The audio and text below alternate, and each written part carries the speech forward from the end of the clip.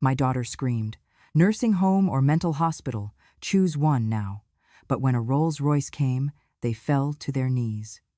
It was supposed to be my 77th birthday, though no one in that house dared to say the word birthday. No candles, no laughter, no trace of the life I had once given to this family. My daughter Madeline scrolled through her phone, the blue light reflecting off her cold eyes, and my son-in-law, Brian, typed away at his laptop as if I were a stain on the wall. The only sound was the dull clink of silverware and the soft whir of the dishwasher in the next room. I asked quietly, "Could you pass me the salt, dear?" A simple human thing. Madeline slammed her spoon down, the sound sharp enough to make even Brian look up. "Nursing home or mental hospital, choose one, now." Her voice ripped through the room like a siren. Brian smirked without looking at me. "She's not even a person anymore, Maddie. Just skin and old stories." I looked down at my trembling hands, at the way the veins rose like faded rivers, and I wondered how many times those same hands had held her through fevers, exams, heartbreaks. The hands that built her life now trembled in her house, like an unwanted reminder of mortality. I said nothing. It was the only thing left they could not twist. Madeline leaned forward, her voice a hiss. "Don't you dare sit there looking like a martyr. We've already booked both places. You're going one way or the other. You can't keep embarrassing us." My throat burned, but not from tears. From restraint. I looked at her husband, waiting for any trace of decency. "Brian," I whispered. I raised her alone. "The least I deserve is a little respect." He chuckled, pushing his plate away. "Respect's for people who earn it, not for those who outlive their purpose. If you feel justice deserves celebration, smash that hype button. Let us keep stories like this alive, echoing far, far away. Your support helps us bring understanding and love to those who deserve it. Thank you so much. Keep listening." The words were still echoing in my mind as I stood from the table. My chair screeched against the tile, and Madeline's expression turned from anger to disgust, as if my very movement offended her. "You see?" she snapped. "She's losing it. She thinks this is her house. My house. I had signed it over when Brian lost his job. They had promised to take care of me, and for a while, they did meals left at my door, polite conversations at dinner, but slowly, care turned into convenience. That night, she followed me to my room. "Pack your things. The nurse will come Friday morning." She said it like a grocery reminder. I turned to her, searching for my child somewhere behind the stranger's eyes. "Madeline, I am not sick." She folded her arms. "You talk to yourself. You hum that stupid tune at night. You scare Sophie. You think that's normal?" I smiled sadly. "It's the same lullaby I used to sing to you." She flinched. For a moment, I thought I saw her soften, but then she muttered, "You remember everything that doesn't matter." I didn't pack. I sat by the window and watched the porch light flicker. The house I built with my late husband had turned into a cage painted beige. I could hear Sophie laughing upstairs, her teenage joy muffled by headphones, innocent of her mother's cruelty. She used to sneak into my room to learn the piano. Now she avoided me, afraid of being caught taking sides. I couldn't blame her. Children mimic the temperature of the home they grow up in. Hers had turned cold. When morning came, I made coffee quietly and waited for the sound of steps. Madeline's heels clicked like a metronome across the floor. She looked fresh, victorious. "I called both facilities," she said. "One has a private room, the other specializes in memory therapy. Brian says we'll decide after lunch." I nodded. "How thoughtful." She frowned at my calmness. "You think this is a joke?" I looked at her and said, "No, dear. I think it's a cycle." She didn't understand. She never did. At lunch, they invited a social worker to the house, a young woman with nervous eyes. She spoke gently, asking questions about my health, my routine, my medications. I answered honestly, clearly, watching Madeline's face tighten with each sentence that proved my sanity. She interrupted. "She hides her pills. She forgets to eat." I smiled at the woman. "I hide them because they're Brian's sleeping pills, not mine. He likes them more than I do." The social worker blinked, scribbled something down, and excused herself. Brian's fork clattered. You just love making me look bad, don't you?" That night, they didn't talk to me. The silence in the house felt heavier than their words. I sat at my old upright piano, the one they had pushed to the corner of the dining room because it ruined the aesthetic. My fingers found a tune from long ago. I didn't think I just played. Each note steadied my breath. Each chord reminded me of who I was before they decided to rewrite me. When I finished, I turned to find Madeline standing behind me, arms crossed. "Do you enjoy scaring people?" she said. "You play that creepy song in the dark like you're summoning something." I smiled faintly. "Perhaps I am." She didn't ask what. The next morning, I overheard them in the kitchen. "We'll move her Friday," Brian said. "I called the lawyer. She can't back out once the papers are signed." Madeline replied, "Good. I can finally have peace in my own house." I waited until they left for work, then opened the small wooden box on my nightstand. Inside was a folded piece of paper and a silver key. I touched both like old friends. There are kinds of silence people mistake for weakness. But sometimes, silence is how you sharpen your memory before the strike. Friday would come soon enough. They say memory fades with age, but mine only got sharper where it hurt the most. The soft edges of daily life blurred, but the cuts stayed clean and deep. That Friday morning, as I sipped the coffee they had stopped sweetening for me months ago, I let myself remember who I was before they named me a burden. I was 21 when I stepped into the gray halls of the Street Alora home for abandoned children. No one welcomed me. The head nun looked me up and down like I was lost. "You're the new piano teacher?" she asked. "You're white, you're poor, you're alone." I nodded. She sighed. "Then God help you." And he must have, because I stayed. That piano room had no heat. The keys stuck in winter and splintered in summer. But those kids, children's society called unwanted, they came. Barefoot, bruised, hungry for more than food. They sat on the cracked wooden bench beside me and learned not just notes, but breath, rhythm, patience. I taught them to wait for their moment. One of them, his name was August, was different. He was 10, could barely read, but had perfect pitch. He touched the keys like they were water, like he could swim inside them. I still remember the day his father came. August had missed dinner to practice for a small recital. When his father found out, he dragged him outside by the collar, yelling, "You think you're a little girl, huh? Playing like some sissy." The boy screamed. I ran after them. I remember grabbing the man's arm, the smell of whiskey on his breath, the hate in his voice.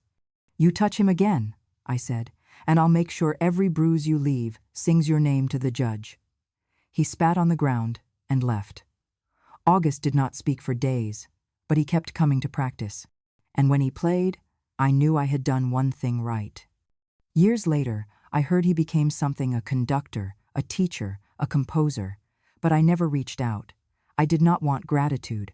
I just wanted to know he had survived. By 30, I was quietly submitting my compositions under the name E. L. Quinn. I chose the name to hide. E for Evelyn, my middle name. L for Lyra.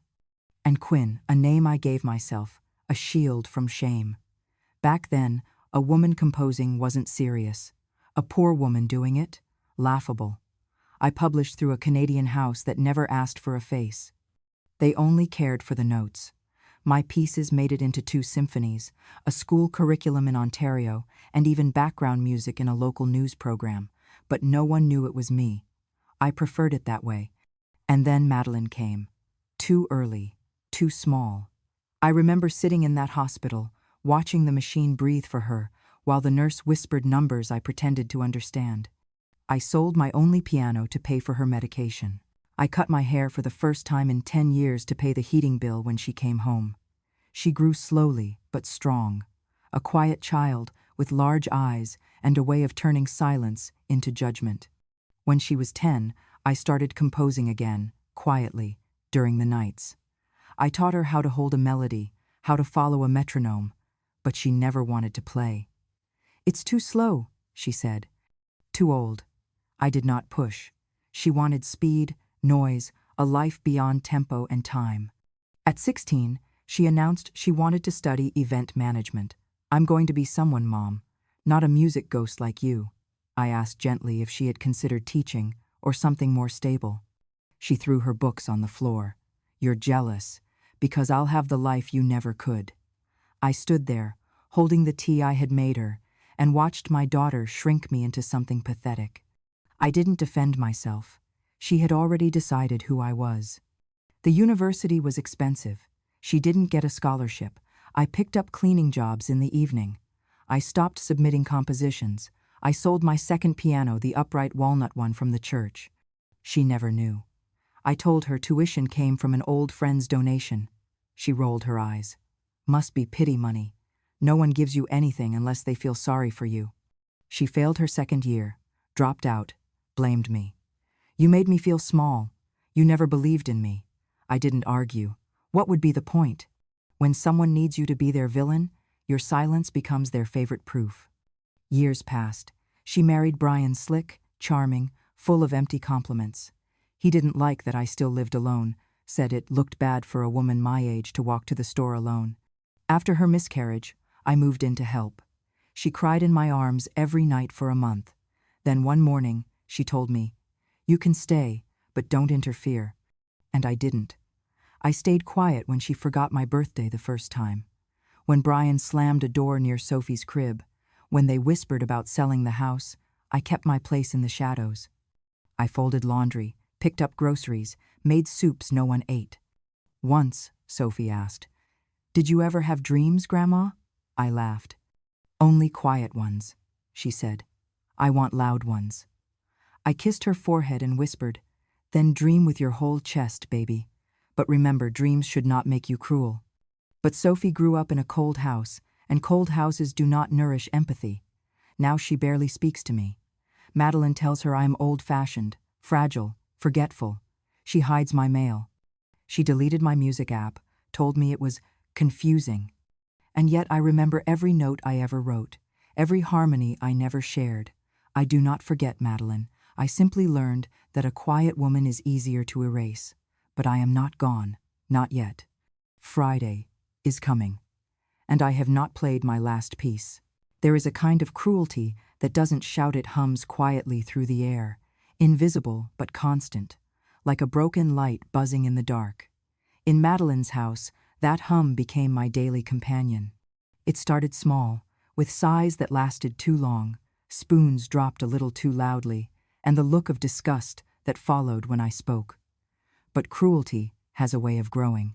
It takes root when silence gives it space. Me lali do kong kong truth an nui noi ting. Me chi biet dan voi me thang nyang nyeo. She screamed one morning while curling her hair in the mirror. I had only suggested she save money on a decorator for her client's event. She looked at me through the reflection and sneered. "You never understood success, did you? You think it's noble to be poor. That's why you stayed one."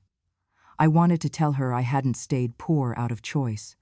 I wanted to remind her that I had turned down offers, that I had once been praised for a symphony she never knew bore my name. But what would that fix? She didn't want truth. She wanted someone to blame. I became her live in ghost-folding clothes, watching Sophie after school, cooking meals no one finished. Every evening, I cleaned the kitchen as they scrolled their phones in the living room. I could hear the television laugh track, the synthetic joy spilling into the hallway. Sometimes I paused at the doorway, thinking maybe I could sit for a minute. But Madeline would wrinkle her nose and say, "Mom, could you not sit on the white sofa? It holds smells." I asked what kind of smells. She said, "Old ones." Then she laughed. When Brian lost his job, he applied for caregiver benefits. I didn't understand the paperwork he asked me to sign. "It's for your insurance, Mom," he said with a smile that never reached his eyes. I trusted him after all. I lived under their roof. Months later, I discovered they had submitted a guardianship request under false pretenses, claiming cognitive decline without medical diagnosis. That forged paper gave them control over every decision I made. I found the letter tucked into a pile of bank statements one afternoon while dusting the desk. It said, "Guardian, Madeline Quinn Rivers," my own name printed like a possession underneath hers. I confronted her that evening while she chopped vegetables. "You signed for guardianship," I said. She didn't look up. "It's just paperwork," It's not. It gives you authority over my choices. She slammed the knife down. Oh, please. You can't even remember where you put your pills half the time, because you hide them, I said quietly. Her eyes snapped to mine. You should be grateful we care enough to keep you safe. Some people die alone, you know, I whispered. Some people die while still breathing under the same roof as their child. She called me dramatic. Brian called me ungrateful. I kept my distance after that. I cooked for myself whatever scraps were left after dinner. Sometimes it was cold pasta, sometimes half a sandwich. They insisted it was wasteful to cook separately. It's not about waste, I told them once. It's about dignity. Brian laughed. Dignity doesn't pay bills. Yet he was the one cashing checks with my name on them. The hypocrisy was endless. Madeline paraded around the neighborhood in pearl earrings and my old wedding necklace, the one my husband had given me when she was born. I caught her wearing it one afternoon as she left for a client meeting. That necklace, I said softly. It was for you eventually, but I thought you'd wait. She rolled her eyes. It suits me better now. You don't even go out. She didn't notice the tremor in my hand or the quiet click in my chest that followed. That was the moment something inside me began to harden. Sophie, my sweet granddaughter, used to sneak into my room at night. She would curl beside me under the quilt and whisper stories about her school, her friends, the boys she liked. I would play soft tunes to help her sleep, but Madeline began to poison her against me. She's confused, baby. She forgets things. Don't listen when she talks about the past. Slowly, Sophie's visits stopped. One day she called me a silly old lady and laughed with her mother about it. The sound of that laugh still cuts deeper than any insult. I tried to stay useful. I kept myself busy chores that were never enough, never noticed. But usefulness in that house was temporary. Every favor I did became a reason to remind me of my place. When I asked for a small corner in the living room to put my old photographs, Madeline refused. This isn't a museum, she said. It's my home. My home, once. My name was still on the deed, though they didn't remember, or maybe they pretended not to. Some nights, when the house went quiet, I would sit in my room and think of the children at Street Alora, the ones who had nothing but learned to give anyway. I used to tell them, music is memory you can hear. Now my own memories became music, soft and endless, repeating the same refrain, you are not safe here. The more they controlled me, the more careless they became. Madeline began speaking about me like I was already gone. Once she's settled, we can finally redo the kitchen, she said one evening. Maybe knock down that wall she hates. Brian nodded. The market's good. We'll sell in a year. They didn't notice me standing in the hallway, holding the laundry basket. They didn't notice anything unless it inconvenienced them. One afternoon, Brian's friend came over for drinks. I served them cheese and crackers, trying to be polite. He looked at me and said, You're lucky. Most old folks don't have family like this. Brian grinned. Yeah, we take care of her. I smiled back. Yes, they do. They take care of everything I ever owned. His laughter filled the room, but it faltered halfway when he saw my face. I didn't need to say more. Madeline's cruelty wasn't spontaneous. It was rehearsed. She had learned to dress her resentment in righteousness. You chose to stay here, she said whenever I flinched at her tone. No one forced you. And she was right, in a way. I had chosen this for Sophie, for the illusion of family. I could have lived alone on my savings. I could have rented a room near the river and played piano in peace. But I chose the noise. I chose proximity to the people I once called home, and that choice became my cage. Every day she demanded gratitude for what she took. When the checks arrived, she said, See, we keep a roof over your head. When I folded laundry, she said, You like feeling useful, don't you? When I asked to walk outside, she said, You'll get lost. She said it with a smile, but her eyes were knives. The day she found the old sheet music in my drawer, she tore it in half. Still clinging to your fantasy life? She scoffed. You never went anywhere with your little tunes. I reached for the torn pages and whispered, They went further than you know. She didn't ask what that meant. In that house, my silence became their evidence of insanity. If I argued, I was hysterical. If I stayed quiet, I was senile. There was no way to win, but I kept listening. Listening to their plans, to their laughter, to the arrogance that made people careless with the truth. Because I had learned long ago. Those who think they have power always reveal the cracks in their voice when they lie. And one night, when the hum of cruelty became too loud to ignore, I looked at the piano in the corner and whispered to myself, "They've mistaken stillness for defeat." My fingers rested on the keys. The air vibrated, low and certain. Something in me, the same thing that had protected children in that cold orphanage, the same thing that had carried Madeline through her first breath, woke up again.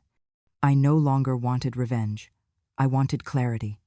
And clarity, I knew, always arrives in silence before the storm. It happened on a Wednesday morning. The tile floor in the upstairs bathroom had always been slick, and I had warned them countless times that the rug curled at the edges. No one listened. I was stepping out of the shower, careful as ever, when my heel caught the edge of that cursed rug. My back hit the floor first, then my head. The sound was a dull, wet crack, like a vase shattering inside a drawer. I remember the silence afterward. I remember thinking I should scream, but then wondering if it would even matter. The world tilted sideways. I closed my eyes, hoping someone would come quickly. But no one came. It was 8 hours. 8 hours I lay there on the cold tile, drifting in and out of a daze, tasting blood at the back of my throat. When I finally opened my eyes for good, I was staring at the peeling ceiling above the toilet. My limbs were stiff, my mouth dry, and the door still closed. No footsteps, no one checking, nothing. When Madeline finally found me, it wasn't because she had gone looking. She had come upstairs to grab her nail kit. I heard her gasp and then say flatly, "Oh God, Mom?" She didn't kneel. She didn't touch me. She called for Brian, who stomped in like he was walking into an overbooked meeting. I tried to speak, but my voice rasped. Brian looked down at me with irritation, not concern. "She's playing again," he said. "You remember last year, right? Same stunt, fell outside just to get Sophie's attention." Madeline didn't answer. She walked away to get her phone and call their private physician. No ambulance, no urgency. Just cold hands pulling me up, wrapping me in a towel like I was something dirty they didn't want staining the floor. Later, in bed, a bruise blooming down my shoulder, I listened to the doctor whispering in the hallway. "She's clearly confused. She thinks someone pushed her. I'd recommend evaluation. Early signs of cognitive decline." Madeline answered too fast. "We've noticed. She talks to herself, plays that old music at night. It's unsettling." The doctor asked, "Has she signed any advance directives?" Brian said, "She's under our guardianship now. You can send everything to me." The next morning, they told me I had 5 days to pack. No discussion, no kindness, just, "You'll be moving somewhere more appropriate." Brian waved a brochure in front of me like he was offering me a vacation package. Private rooms, soft meals, trained staff, all covered, thanks to the paperwork we signed. He added with a smug smile, "You're lucky we care so much." I said nothing. There was nothing left to say. That night, I sat in front of the piano. They had pushed it to the corner of the dining room, but they never unplugged the keyboard. My fingers trembled as I lifted the lid. I had not played since the fall. I had not trusted my hands since they stopped shaking for love and started shaking from rage. I pressed 3 notes. F, A, C. It was not a melody. It was a signal, a promise from a lifetime ago. August. The boy with perfect pitch, the one whose life I once protected. He had made me swear, "If you ever need me, play those 3 notes, that's all, I'll know." I thought he was a child dreaming nonsense, but sometimes children mean what adults forget how to say. No one in the house noticed. Madeline was in the living room, watching reality TV. Brian was scrolling through real estate listings. Sophie was upstairs, probably on her phone. The sound passed through the air like a whisper, like a name too soft to provoke attention. But I knew better. Over the next few days, they grew bolder. Madeline began clearing out my drawers. "We'll donate the clothes you don't need," she said. "The home has uniforms. Uniforms, like I was being sent to a camp. Brian disconnected the piano's power cord. No need for this in a facility, he shrugged. Besides, I read somewhere music can trigger confusion. Sophie watched this with blank eyes. I wanted to scream at her. I taught you to listen. Why don't you hear me now? But the words never left my throat. I overheard them scheduling the transport. Friday morning, Madeline said. We'll drive her ourselves. That way it looks like we're doing this out of love. Brian laughed. Get a good photo for social media. You know how people eat up sacrifice. I sat on my bed, the sunlight tracing lines across my hands, and felt the years press down like bricks. I thought of August.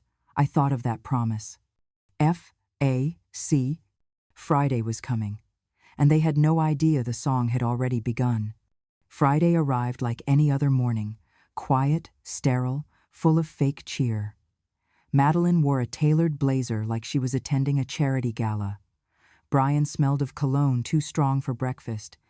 Sophie came downstairs in silence, eyes glued to her phone. No one looked at me. Madeline poured herself coffee and said, "Car's coming in 30. Don't forget your pills." I nodded. Of course. I had packed a small bag, one dress, 2 books, and a single folded page of music. The rest, they had either boxed or thrown away. They thought I would go quietly. They thought I had finally broken. At 9:02 a.m., a car did arrive, but not the silver minivan they had arranged. Instead, a deep, thunderous purr filled the air as a black 1960 Rolls-Royce pulled slowly into the driveway, polished to a mirror shine.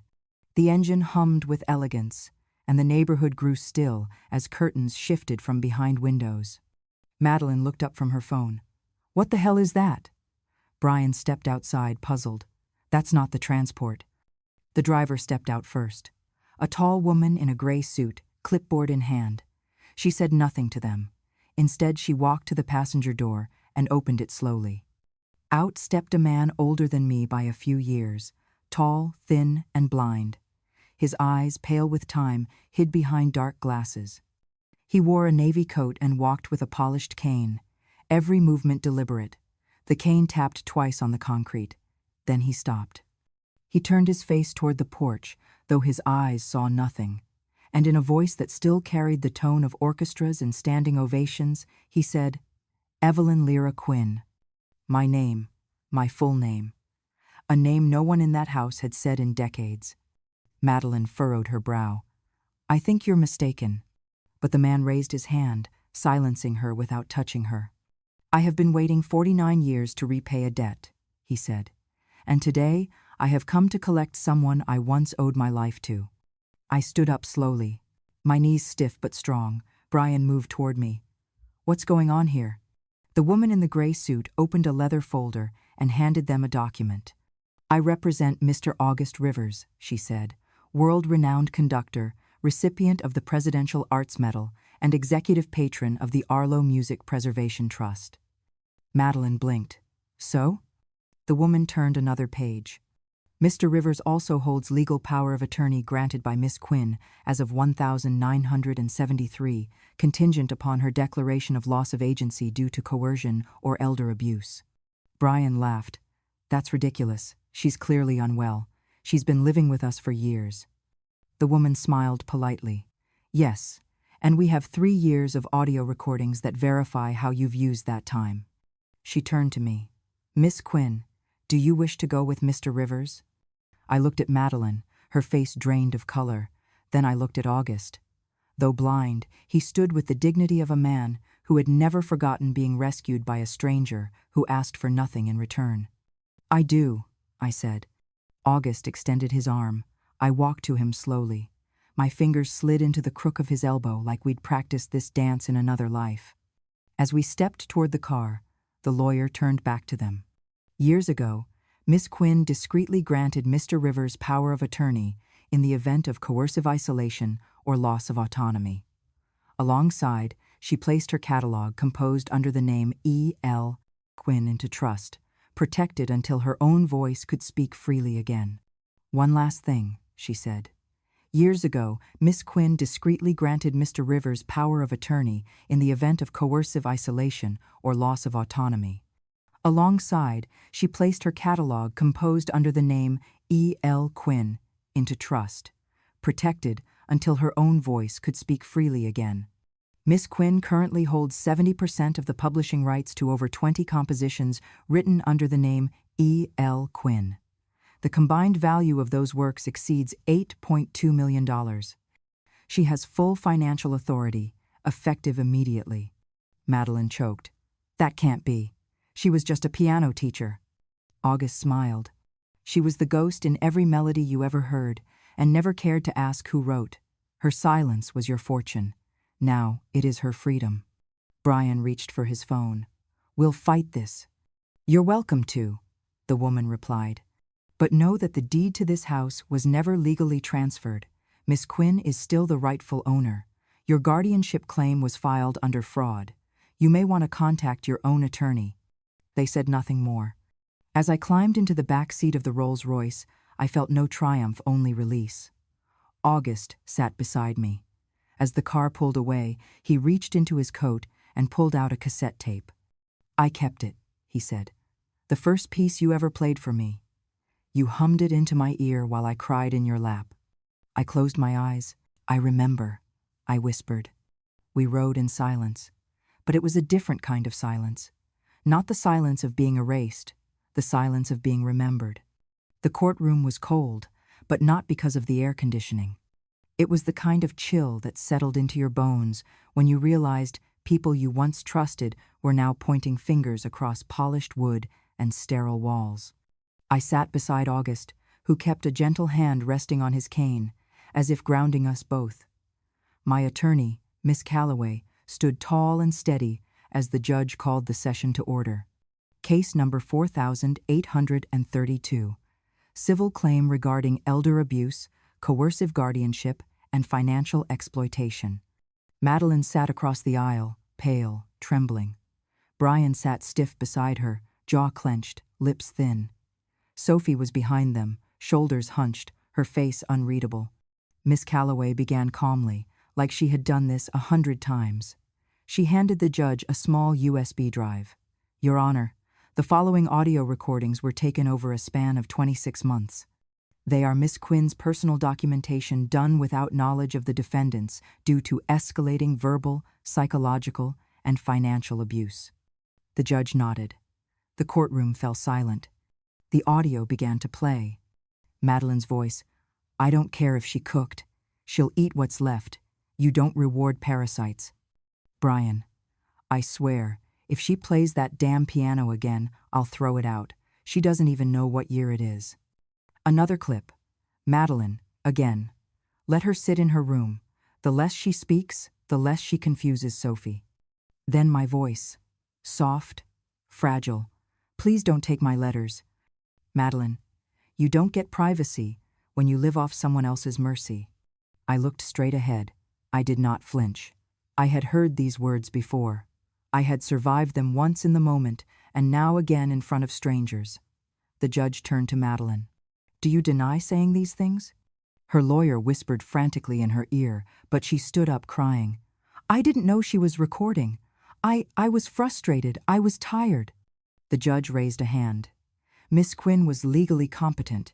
You were not her guardian by law. The court finds clear evidence of psychological coercion and sustained abuse. Madeline sobbed louder. I just wanted her to be safe. I didn't know about the music, about any of it if I'd known she was important. But before she could finish, Sophie stood up. Her voice shook, but it carried across the room. I knew. Everyone turned. I found a folder in the attic. It had her signature E.L. Quinn and a piece of music titled, For Sophie, in Silence. I compared it to the one in the public registry. It matches. She looked at her mother. You erased her because she made you feel small, but you didn't see what she was saving for us. You destroyed something we could have been proud of. Madeline sat down, silent now. The judge issued the ruling. Full restitution to be paid, immediate removal from the property, public apology required under the settlement. I did not smile. I did not cry. I simply placed my hand on the table and exhaled. When we left the courtroom, August whispered, "Justice has its sound. Today, it played in tune." And I, for the first time in years, felt the air on my face as something that truly belonged to me. I never returned to that house, not even to collect the last of my things. Let them keep the furniture, the curtains, the walls. Let them hold onto a space that never belonged to them in spirit. I had somewhere else to be. In New Orleans, nestled above a quiet bookstore near the river, I found a studio apartment with tall windows, warm wood floors, and a corner just perfect for a piano. I bought one not new, not perfect, but full of life. I did not decorate the place with framed awards or newspaper clippings. I hung music instead. Manuscripts, old notes, scribbles on napkins, dried flowers tucked between pages. Every inch of the room whispered, "I am still here." I began teaching again, but not for children this time. I opened my door to women like me, women whose children had left them behind, who had given everything and were handed silence in return. They came with stiff hands, unsure feet, and heavy hearts. I gave them music. They gave me stories. The city was kind to me in its chaotic, humming way. I walked to the market. I read under magnolia trees. I played on street corners for no one and for everyone. For the first time, my silence was mine to choose. When August suggested a concert, I hesitated. "I'm not that woman anymore," I told him. He shook his head. "No," he said, "you're more." So we named it Silence Isn't Weakness. The hall sold out in a week. The audience came not for fame, but for meaning. The final piece was one I had written decades ago but never performed. It had no title in the program, just a description, for those who kept breathing, even when no one noticed. The music began quietly, with a single cello line, soft and hesitant. Then came the piano, slow, thoughtful, like a woman walking through her own memories, one fragile step at a time. At the end, the instruments fell away. Only a ticking sound remained, like a clock counting something sacred. Then came the sound of breath, not dramatic, just human, steady, alive. And then, nothing. No applause at first, just silence, a silence filled with knowing. Then came the tears, the rising, the clapping, the hands held high, not for me, but for every woman who had ever been told she was too old, too much, too invisible. I stood at center stage. I did not bow. I spoke. I was once a mother. I was once someone they tried to erase. But I have always been a composer. Always. And music, like women like me, does not need permission to exist. And for once, I heard my own voice echo, not as a whisper in a hallway, but as something that finally filled a room. The trial became yesterday's news quicker than it arrived. Madeline lost everything the court could take: her role as guardian, her access to my finances, and whatever shred of reputation she had left in the event world. Her name, once printed on glossy brochures, was now whispered only in cautionary tales among her peers. The house, the one where I once sat on the edge of a couch cushion I wasn't allowed to wrinkle, was sealed, foreclosed, sold. No one ever found out who bought it. I didn't ask. I didn't care. Let its halls echo empty, finally matching the hearts of those who ruled it. I did not return. Instead, I found a small apartment overlooking a slow, muddy river in a quiet Louisiana town where people said, "Morning," even if they didn't know your name. The building was old but warm, the kind where creaking floors sounded like welcome. My window faced east. I placed a second-hand piano by the light, its surface worn smooth where generations had rested sheet music or teacups. I wasn't famous. I wasn't interested in being honored. I turned down interviews, awards, spotlights. I had nothing to explain. I had already said everything through music. What I did instead was simple. 3 times a week, I visited the very places they once threatened to lock me away: in nursing homes, psychiatric centers, forgotten wings of hospitals where old souls waited for nothing.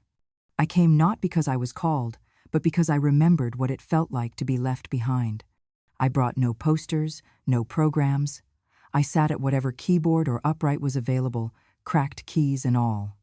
I played not for performance, but for presence. waltzes for the woman who stared out the window all day, a lullaby for the man who flinched when touched. Once, I played nothing but silence, pressing the keys soundlessly until someone finally whispered, "I remember this one." They didn't know my past. To them, I was just Miss Lyra, the piano lady in linen dresses. Sometimes, a nurse would ask where I learned to play. I'd smile and say, "In rooms like this, long before they gave us names for loneliness." Sometimes an old man would cry mid-song, remembering a wife gone 50 years. I never asked why. I simply placed my hand on his shoulder, and we sat in the music together. Sophie visited monthly. She brought sheet music, ideas, stories. We didn't talk much about the past. She asked for feedback, and I never corrected, only encouraged. "Don't write for applause," I told her once. "Write so that when no one's clapping, you still want to hear your own voice." She nodded. She always nodded. One day, I received a letter. The envelope was heavy with something unspoken. It was from Madeline. She wrote about aging, about seeing herself in mirrors and hearing echoes of the things she once said to me. She wrote about her fear that one day Sophie might speak to her with the same distance she had used on me. She wrote that regret was louder in silence. I read the letter twice. Then I folded it neatly, placed it in a drawer beside a candle and a photo Madeline at 5, hugging a cello almost her height. I did not write back. Instead, I lit the candle. Some wounds do not need to be stitched. Some simply ask to be left untouched so they can close on their own. It was autumn when the last notes came. I sat at the piano, silver hair pinned back, fingers curved just so. Outside, leaves fell golden and slow, like the breath of something exhaled at last. No audience, no applause. Just the music. And the woman who had finally, quietly, taken back the right to her name, her silence, her life. If this story stirred something in you, if you've ever watched someone rise from silence, reclaim their dignity, and turn pain into something beautiful, then you know why we tell these stories. Not for vengeance, not for pity, but for truth. Evelyn Lyraquin didn't shout. She didn't demand. She simply remembered who she was, and that was enough to change everything. If you believe stories like hers deserve to be heard, if you believe quiet strength is still strength, then I invite you to stay with us. Subscribe to Grandma True Stories, where we honor the voices they tried to silence and the lives they thought would stay forgotten. Because revenge has no expiration date, and wisdom doesn't shout. It remembers. Thank you for listening.